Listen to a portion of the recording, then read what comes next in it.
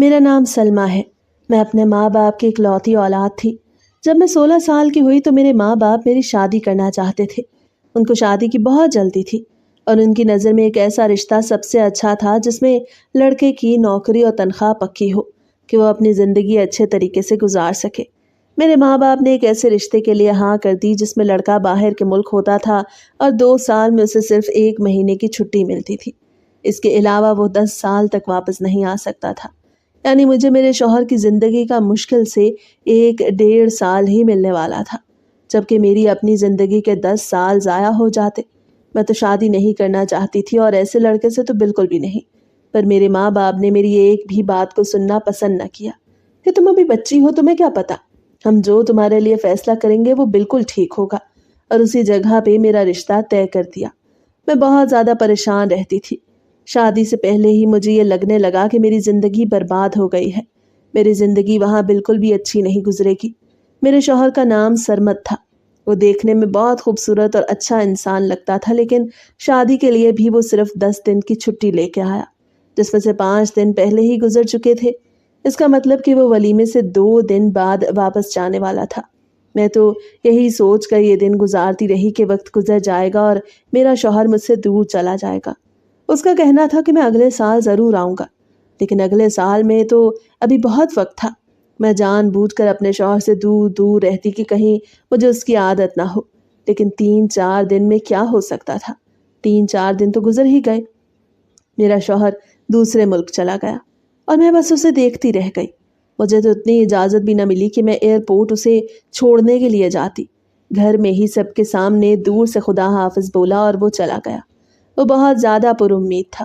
اس نے کہا میں واپس ضرور آؤں گا، لیکن دن اسی طرح گزر رہے تھے۔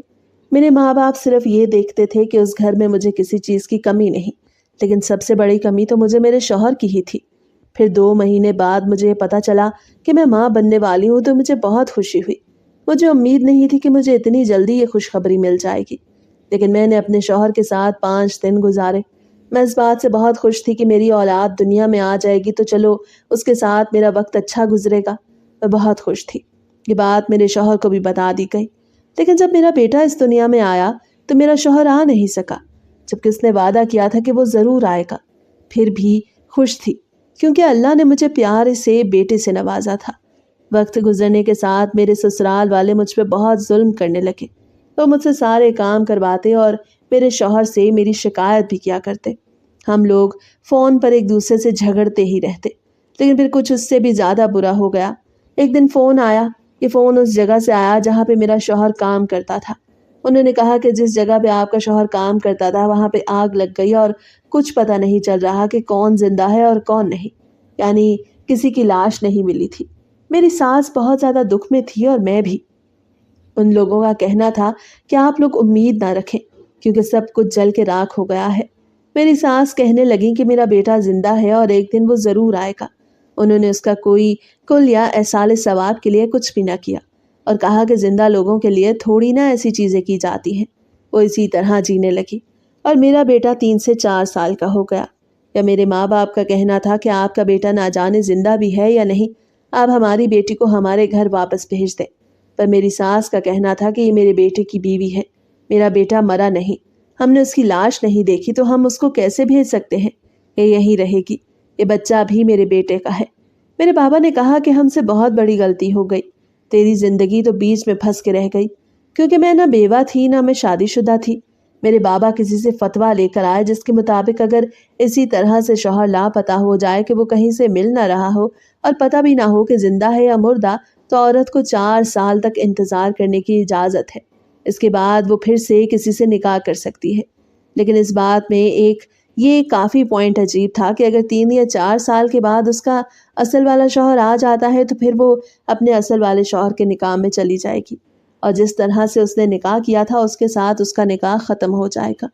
میری ساس نے کہا کہ یہ بالکل بھی نہیں جائے گی اور ساس نے میرے ماں باپ کے ساتھ بدتمیزی کی، یہاں تک کہ ہاتھا پائی پہ بات آ گئی اور اس کے بعد جرگوں پہ۔ بہت تماشا بنا۔ 5 سال گزر گئے، مجھ پہ بہت ظلم ہوتے۔ میری ساس بہت زیادہ غصہ کرنے لگی۔ میرے بیٹے کو بھی کوئی پیار نہیں کرتا تھا، ہماری ضرورتیں بھی پوری نہیں کی جاتی تھی۔ ایک دن میرے بابا کو بہت غصہ آیا اور مجھے واپس لینے آئے۔ میں اپنے ماں باپ کے گھر رہنے لگی اور ابھی 2 مہینے ہی ہوئے تھے کہ میرے ماں باپ دونوں ہی ایک حادثے میں جاں بحق ہو گئے۔ مجھے ایسا لگتا تھا کہ ساری مصیبتوں نے میرا ہی گھر دیکھ لیا تھا۔ پہلے میری پسند کے بغیر شادی کروا دی گئی، پھر میرا شوہر مجھے چھوڑ کے چلا گیا، پھر وہ لاپتہ ہو گیا۔ میری ساس سسر نے مجھ پر الزامات لگائے، مجھے ذلیل کیا۔ میرے ماں باپ نے مجھے اپنے گھر میں پناہ دی اور میں یہ سوچنے لگی کہ میں یہاں پہ محفوظ رہوں گی تو میری ماں اور باپ بھی اس دنیا سے چلے گئے۔ میرے بابا کا چلتا ہوا کاروبار تھا جو میں ہی دیکھنے اور سنبھالنے لگی۔ میرے لیے یہ سب کچھ مشکل تھا، وہ بھی ایک چھوٹے بچے کے ساتھ۔ مجھے میری ایک پرانی دوست ملی جس کو میں نے یہ سب کچھ بتایا۔ میں نے کہا کہ میں سب کچھ بیچ کر یہاں سے جانا چاہتی ہوں۔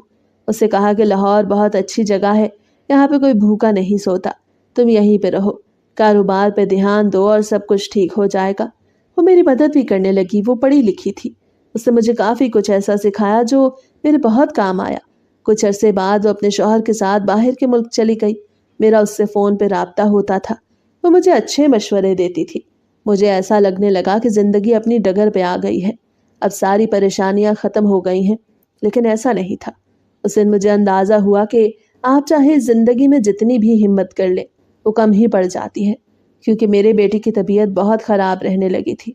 جب میں اسے ڈاکٹر کے پاس لے کے گئی تو ڈاکٹر نے مجھے کہا کہ آپ کی بیٹے کو ہڈی کا کینسر ہے، جس کا علاج آپریشن ہے اور اس کے لیے ہڈی کے اندر جو گودا ہوتا ہے اسے بدلنا پڑے گا، یعنی کہ بون میرو ٹرانسپلانٹ کرنا پڑے گا، اور اس کو بون میرو ڈونیٹ کرنے والا اس کا کوئی اپنا رشتہ دار ہی ہونا چاہیے، باپ یا پھر اس کا بھائی یا بہن۔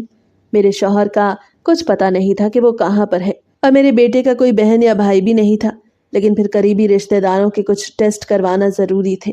جب میں اپنے سسرال میں گئی میں نے کہا آپ کے پوتے کی زندگی کا سوال ہے، پھر بھی انہوں نے میری بات نہ مانی تو مجھے گھر سے نکال دیا۔ انہوں نے کہا کہ اب تم کو ہماری ضرورت پڑ گئی۔ میں نے کہا ضرورت پڑی ہے تو آپ کے بیٹے کی اولاد کے لیے ہی ضرورت پڑی ہے، تو کیا وہ آپ کا کچھ نہیں لگتا؟ کیا آپ مدد نہیں کریں گے؟ انہوں نے کہا کہ ہم کوئی مدد نہیں کریں گے۔ شاید میرے دیور کا بون میرو اس کے ساتھ میچ ہو سکتا تھا، لیکن اس نے بھی صاف انکار کر دیا۔ اب میرے پاس کوئی راستہ نہیں تھا، میرے بیٹے کے پاس زیادہ وقت نہیں تھا۔ میں جگہ جگہ پھرتی تھی، بار بار ڈاکٹروں کے پاس جاتی تھی، لوگوں سے ٹیسٹ کروانے کی منت کرتی تھی۔ میں کہتی تھی میں اپنا سب کچھ بیچ دوں گی، لیکن آپ میری مدد کریں۔ مجھے کہا گیا کہ اگر میں اپنے بیٹے کا کوئی بہن یا بھائی پیدا کروں تو شاید اس کا بون میرو میرے بیٹے کے ساتھ میچ ہو جائے، لیکن یہ سب میں کیسے کرتی؟ میرا شوہر میری زندگی میں تھا ہی نہیں۔ میں نے یہ بات اپنی دوست کو بتائی تو اس نے کہا آج ہی میں خبروں میں سن رہی تھی کہ لاہور کی ایک لڑکی نے ایک ایسی چیز ایجاد کی ہے جو تمہارے کام آ سکتی ہے۔ اسے بتایا کہ اس لڑکی نے ایک ایسی مشین ایجاد کی ہے جس میں عورت بنا شوہر کے بھی بچہ پیدا کر سکتی ہے۔ پہلے تو مجھے اس بات پہ یقین نہ آیا، پر میری دوست نے کہا بہت سے نیوز چینلز نے اس پہ رپورٹ بھی بنائی ہے، کوئی جھوٹ نہیں ہے، بالکل سچ ہے، لیکن لوگ ایسے یہ کام کرنے نہیں دیں گے، کیونکہ مجھے پتا ہے کہ ہمارے ملک میں ایسی چیزوں کو برا سمجھا جاتا ہے، لیکن اس بات کی گارنٹی ہے کہ یہ سب کچھ بالکل سچ ہے۔ میں نے کہا کہ پھر میں ضرور اس کے پاس جاؤں گی، وہ مجھ سے جتنے بھی پیسے مانگے گی میں دوں گی۔ میں اپنے بیٹے کی جان بچانے کے لیے کچھ بھی کرنے کو تیار تھی۔ ڈاکٹروں کا کہنا تھا کہ اگر میرا بچہ پیدا ہو گیا اور وہ 1 سال کا ہو گیا تو 1 سال کے بچے سے بھی ہڈی کا گودا لے سکتے ہیں، اور میرے بیٹے کے پاس کم سے کم بھی 2 سال کا وقت تھا۔ مجھے امید کی ایک کرن نظر آئی، اسی لیے میں نے ارادہ کر لیا۔ میں لاہور میں ہی رہتی تھی اور میری دوست نے مجھے اس کا پتہ اور فون نمبر بھی لے کر دیا۔ جب میں نے فون کیا تو فون پر تو میرا اس سے رابطہ نہیں ہو سکا، لیکن میں نے سوچا کہ میں ضرور اس کے پاس جاؤں گی اور جا کر اسے اپنے بارے میں بتاؤں گی۔ میں اس سے منت کروں گی کہ اگر واقعی وہ ایسا کر سکتی ہے تو کر دے، تاکہ میرے بیٹے کی زندگی بچ جائے۔ میں نے اپنی زندگی میں بہت کچھ کھو دیا تھا، اپنے شوہر کو بھی، اپنے ماں باپ کو بھی، اب اپنے بیٹے کو کھونا نہیں چاہتی تھی۔ میرے اندر اتنی ہمت نہیں تھی کہ میں اور صدمہ برداشت کر سکتی۔ اگر مجھے ایک اور صدمہ ملتا تو میں پاگل ہو جاتی۔ مجھے برے خواب آتے تھے، میری زندگی کی ساری امید میری اولاد میرے بیٹے علی پر ہی ٹکی ہوئی تھی، اسی کو دیکھ کے تو میں زندہ رہتی تھی۔ میری زندگی میں تھا ہی کیا؟ شاید دنیا کی سب سے بدقسمت لڑکی تھی، اور یہ سب میرے ساتھ کیوں ہوا؟ میرے ماں باپ نے میری شادی کا فیصلہ غلط کیا، یا ان کو میری یہاں شادی نہیں کرنا چاہیے تھی۔ فتوے کے مطابق تو میں اب کسی اور سے نکاح کرنے کی مجاز تھی، لیکن میں خود ہی ایسا نہیں کرنا چاہتی تھی۔ یا تو میں بیوہ ہو چکی تھی یا ابھی بھی اپنے شوہر سے نکاح میں تھی۔ ویسے کبھی کبھی مجھے بھی لگتا کہ شاید وہ واپس آ جائے گا۔ کبھی کبھی میرا دل کہتا کہ میرا شوہر اچانک سے گھر میں داخل ہوگا اور سب کچھ ٹھیک ہو جائے گا۔ اس نے اپنے بیٹے کو بھی نہیں دیکھا تھا۔ میں اداس اور پریشان رہتی۔ میں اس لڑکی کے گھر چلی گئی۔ پہلے تو کسی نے دروازہ ہی نہ کھولا، لیکن میں بھی یہاں پر کسی مقصد سے ہی آئی تھی۔ میں نے دروازے پہ دستک دی، بار بار دستک دی، اور پھر ایک بوڑھی عورت نے دروازہ کھولا۔ میں نے کہا میں آپ کی بیٹی عائشہ سے ملنا چاہتی ہوں، جو کالج میں پڑھتی ہے اور اس نے ایک بہت اچھی ایجاد کی ہے۔ انہوں نے کہا تم کون ہو؟ کسی اخبار سے آئی ہو کیا؟ میں نے کہا آنٹی میں بڑی مجبور ہوں، میرے بیٹے کی زندگی کا سوال ہے۔ میں نے رونا شروع کر دیا۔ انہوں نے کہا اچھا رو نہیں، اندر آ جاؤ۔ انہوں نے مجھے پانی پلایا اور کہا تم یہاں پہ بیٹھو۔ پتہ نہیں ہماری بیٹی کیسی عجیب نکلی ہے، ہمارے پورے خاندان میں کسی نے اس طرح کی حرکت نہیں کی۔ یہ ہماری ناک کٹوا چکی ہے، اس سے شادی کون کرے گا؟ وہ اسی طرح کی باتیں کر رہی تھی۔ شاید ان کو پتہ نہیں تھا یہ بہت بڑی ایجاد تھی، لیکن بوڑھے لوگوں کو کہاں پتہ ہوتا ہے۔ ان کی اپنی بیٹی پہ ذرا سا بھی فخر نہیں تھا۔ وہ تو اپنی بیٹی کو اس طرح سے کوس رہی تھی جیسے اس نے کوئی بہت بڑا گناہ کر دیا ہو، اور سارے خاندان میں اسے کسی جگہ بھی منہ دکھانے کے قابل نہیں چھوڑا۔ تھوڑی دیر بعد وہ لڑکی بیٹھک میں آ کے بیٹھ گئی اور وہ میرے سامنے بیٹھی تھی۔ میں نے اسے اپنا تعارف کروایا اور بتایا کہ میں چھوٹا موٹا کاروبار کرتی ہوں۔ میرا ایک بیٹا ہے جو بہت بیمار ہے، میرے شوہر لاپتہ ہو چکے ہیں اور میں امید سے ہونا چاہتی ہوں۔ اس نے کہا کہ اس مشین میں تو واقعی مجھے عجیب سے موڑ پہ لا کھڑا کیا ہے۔ اگر آپ واقعی مجھ سے یہ سب کرانا چاہتی ہیں تو آپ میری پہلی گاہک ہیں، کیونکہ ابھی تک لوگوں کو مجھ پہ بھروسہ نہیں، لیکن اس کام کے بہت زیادہ پیسے لگیں گے۔ میں نے کہا کتنے پیسے؟ تو اس نے مجھے بتایا جو میرے لیے بھی جمع کرنا مشکل تھے، لیکن میں اپنے گھر کو گروی رکھ کے یہ سب کچھ کر سکتی تھی۔ میرے لیے یہ سب کچھ آسان نہیں تھا۔ میں نے کہا کیا وہ تھوڑی سی رعایت نہیں کر سکتی؟ اس کا کہنا تھا کہ نہیں۔ اور پھر آپ نے تو کہا تھا کہ اپنے بیٹے کے لیے کچھ بھی کر سکتی ہیں۔ میں نے کہا کہ ایسا تو ہو جائے گا نا؟ اس نے کہا کہ اگر نہیں ہوگا تو آپ اپنے پیسے واپس لے جانا۔ وہ بہت زیادہ پر اعتماد تھی۔ میں نے کہا میں مشین دیکھ سکتی ہوں؟ تو اس نے کہا ہاں، لیکن اس سے پہلے آپ کو کچھ پیسے ایڈوانس پہ دینے ہوں گے، تب آپ کو مشین دکھاؤں گی، اور یہ سب کچھ آپ نے کسی کو بتانا بھی نہیں۔ میں نے کہا ٹھیک ہے، میں پیسوں کا انتظام کرتی ہوں۔ میں نے اپنے گھر کو گروی رکھ دیا۔ پہلے ہی میں کسی سے اس بارے میں بات کر چکی تھی۔ اس کے بعد مجھے کچھ پیسے مل گئے تو میں اس لڑکی کے گھر آ گئی اور میں نے وہ پیسے اس کے حوالے کر دیے۔ اسے مجھ سے تقریباً 40 لاکھ روپے مانگے تھے، جس میں سے 20 لاکھ روپے میں دے چکی تھی۔ اس نے کہا کہ آپ کے کچھ ٹیسٹ وغیرہ کروائیں گے، وہ بھی کروائے گئے، لیکن مجھے کچھ عجیب لگ رہا تھا، ڈر لگ رہا تھا۔ اس کے بعد اس نے ایک دن مجھے وہ مشین دکھائی۔ میں نے اس مشین کو دیکھا تو میں حیران رہ گئی۔ ایسا کیا تھا جیسے اس کے اندر ایک عورت لیٹ سکتی تھی اور اس کے اوپر ایک خول آ جاتا تھا۔ اس کے علاوہ اندر کچھ سسٹم لگے تھے، لیکن مجھے اس چیز کی سمجھ نہیں آ رہی تھی۔ ابھی بھی یقین نہیں ہو رہا تھا، لیکن میں جب بھی کوئی بات کرتی وہ لڑکی کہتی کہ اگر آپ کا کام نہ ہوا تو آپ اپنے پیسے واپس لے جانا۔ اس نے مجھے اپنا نمبر بھی دیا، اپنا شناختی کارڈ بھی دے دیا، اپنے گھر کا پتہ بھی بتا دیا، اپنے باپ کا شناختی کارڈ نمبر بھی دیا۔ میں نے کہا ٹھیک ہے، اور میں نے اس کی بات مان لی۔ اس نے کہا کیا آپ کو پتہ بھی نہیں چلے گا کہ آپ کے ساتھ کیا ہوا، اور سب کچھ ٹھیک ہو جائے گا۔ اس نے مجھ سے پیسے بھی لے لیا اور باقی کا پروسیسنگ بھی کر دیا تھا۔ میں ایک دن اس کے گھر چلی گئی۔ اس نے مجھے کھانے کے لیے کوئی دوائی دی اور کہا کہ میں بہت زیادہ پانی پی لوں۔ اس کے بعد میں بے ہوش ہو گئی۔ پھر جب آنکھ کھلی تو کام ہو چکا تھا۔ مجھے ایسا لگا کہ اس نے کچھ کیا ہی نہیں۔ میں نے بھی اپنی عقل استعمال کرنے کا سوچا اور کہا جب تک مجھے ڈاکٹر یہ نہیں بتاتی کہ میں امید سے ہوں یا نہیں، میں تمہیں باقی کے پیسے نہیں دوں گی۔ اس نے کہا ٹھیک ہے، آپ چاہیں تو ایسا ہی کر لیں۔ میں نے 1.5 مہینہ انتظار کیا، اور 1.5 مہینے بعد یہ خبر سن کے میں حیران رہ گئی کہ میں واقعی امید سے تھی اور ماں بننے والی تھی۔ میری خوشی کی انتہا نہیں تھی۔ میں نے اپنے شوہر کے ساتھ بے وفائی نہیں کی تھی، بھلے ہی وہ اس دنیا میں نہیں تھا یا تھا، لیکن مجھے اس بات کی تسلی تھی کہ میں نے کسی سے شادی نہیں کی اور یہ سب کچھ اپنی اولاد کی جان بچانے کے لیے کیا۔ میں نے اسے باقی کے پیسے بھی دے دیا، اور اس نے کہا جب آپ کی اولاد ہو جائے تو مجھے ضرور بتائیے گا، میں بھی اس سے ملنے کے لیے آؤں گی۔ مجھے دیکھ کے خوشی تھی کہ اس کا تجربہ کامیاب ہو گیا، لیکن جیسے میں نے آپ کو پہلے بتایا کہ کچھ لوگ میرے پیچھے پڑ گئے ہیں اور وہ کہتے ہیں کہ میں اس طرح کا کوئی کام نہیں کروں۔ سارے مولوی اور فتویٰ دینے والے لوگ ہیں۔ اسی لیے مجھے یہاں سے جانا ہوگا۔ آپ کا کام تو ہو گیا، تو اب میں اگر یہاں سے چلی جاؤں تو یہ مت سمجھنا کہ میں بھاگ گئی ہوں۔ میں نے اس کا شکریہ ادا کیا اور کہا کہ ایسا کچھ نہیں سمجھوں گی، آپ کی بہت مہربانی۔ اس نے کہا ہم یہ جگہ چھوڑ کر جا رہے ہیں، ہم لاہور میں ہی کسی اور علاقے میں شفٹ ہو رہے ہیں۔ آپ کے پاس میرا نمبر ہے، آپ مجھے فون کر لیجیے گا اگر آپ کو کسی بھی چیز کی ضرورت ہو تو۔ وہ وہاں سے چلی گئی اور میں اپنی زندگی میں مصروف ہو گئی۔ اب میں کرائے کے گھر میں آ گئی تھی کیونکہ میرے پاس میرا گھر نہیں تھا، لیکن ابھی بھی کاروبار تھا۔ پر اب میرے لیے کاروبار چلانا کافی مشکل ہو گیا تھا کیونکہ میری طبیعت بہت زیادہ خراب رہتی تھی۔ ڈاکٹر کا کہنا تھا کہ یہ وقت گزر جائے گا، سب کچھ ٹھیک ہو جائے گا۔ ایک دن میری زندگی میں پھر سے ایک برا دن آیا۔ میرے بیٹے کی طبیعت بہت خراب تھی اور میری بھی۔ باہر بہت زیادہ بارش ہو رہی تھی، رات کا وقت تھا۔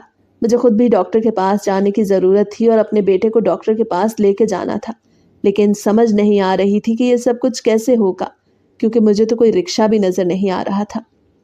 اور ایسی حالت میں اپنے بیٹے کو گود میں اٹھا کے میں بارش میں کیسے ڈاکٹر کے پاس جا سکتی تھی؟ کیسے مجھے کوئی ڈاکٹر مل جاتا؟ گھر کے دروازے پر دستک ہوئی۔ میں حیران رہ گئی، کون آیا ہوگا؟ جب میں نے دروازہ کھولا تو مجھے ایک وجود نظر آیا۔ میں نے دیکھا کہ یہ کون ہے، شاید میں نے پہچانا ہی نہیں۔ جب اس نے میرا نام پکارا اور وہ آگے بڑھ کے کمرے کے اندر آ گیا تو میں نے اسے غور سے دیکھا اور میرے قدموں تلے سے زمین نکل گئی کیونکہ یہ کوئی اور نہیں بلکہ میرا شوہر تھا۔ میں بے ہوش ہو گئی۔ وہ مجھے ہاسپٹل لے گیا اور ہاسپٹل میں اس نے کہا کہ وہ زندہ تھا، لیکن میرے پاس نہ تو میرا پاسپورٹ تھا نہ ہی ایک روپیہ، اور میں کسی اور ہی علاقے میں پہنچ گیا تھا۔ واپس آنے میں بہت مشکل ہوئی مجھے، لیکن میں تمہارے پاس واپس آ گیا۔ میں نے سب کچھ بتایا۔ جب اس نے مجھے دیکھا کہ میں ماں بننے والی ہوں تو وہ حیران رہ گیا۔ میں نے یہ سب کچھ بھی بتایا کہ یہ کیسے ہوا۔ میری طبیعت وہیں پہ خراب ہو گئی اور اللہ نے مجھے ایک بیٹی سے نوازا، لیکن جب میری بیٹی تھوڑی بڑی ہوئی تو پتہ چلا کہ اس کی ہڈی کا گودا میرے بیٹے سے نہیں ملتا، پر میرے شوہر کی ہڈی کا گودا میرے بیٹے سے میچ کر گیا۔ میرے بیٹے کا آپریشن ہو گیا اور وہ صحیح سلامت بچ گیا۔ میرے شوہر نے کہا مجھے پتا ہے تم نے بے وفائی نہیں کی ہوگی، لیکن جس طرح تم بتا رہی ہو اس طرح بھی نہیں ہوتا۔ جب ہم نے تھوڑی تفتیش کی تو پتہ چلا کہ اس لڑکی نے ایسی کوئی مشین نہیں بنائی تھی، بلکہ اس نے وہی عام طریقہ کار جس کو ٹیسٹ ٹیوب بیبی کہتے ہیں اس کے ذریعے ہی میرا علاج کروایا تھا، لیکن وہ 6 سے 12 لاکھ میں ہوتا ہے، جبکہ اس کام کے اس نے مجھ سے 40 لاکھ روپے لیے تھے۔ وہ اپنے گھر سے چلی گئی تھی اور جو نمبر اس نے مجھے دیا وہ بھی بند تھا۔ میں بہت پریشان تھی اور ہارا ہوا محسوس کر رہی تھی کہ میرے ساتھ یہ کیا ہو گیا۔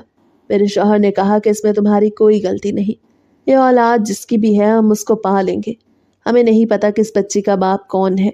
میرے شوہر نے کہا کہ یہ سب کچھ اس لیے ہوا کیونکہ میں یہاں پہ نہیں تھا۔ اب چاہے مجھے محنت مزدوری کرنی پڑے میں تم لوگوں کو چھوڑ کے نہیں جاؤں گا۔ میں نے اپنے شوہر کا پورے 6 سال انتظار کیا تھا۔ اس کے دل میں میرے لیے کوئی خلش نہیں تھی۔ ہم ایک ساتھ رہتے ہیں اور خوش رہتے ہیں۔ وہ بچی بھی ہمارے پاس ہے اور وہی میری بیٹی ہے۔